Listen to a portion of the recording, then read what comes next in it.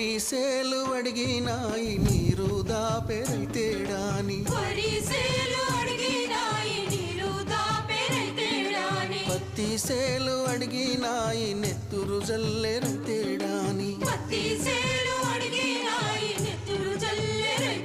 అవి పట్టుకొని ఏడుస్తున్నాయో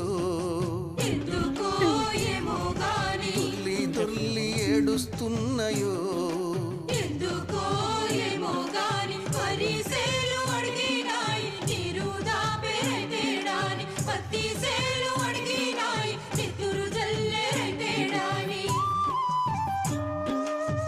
ఇప్పుడు అన్నం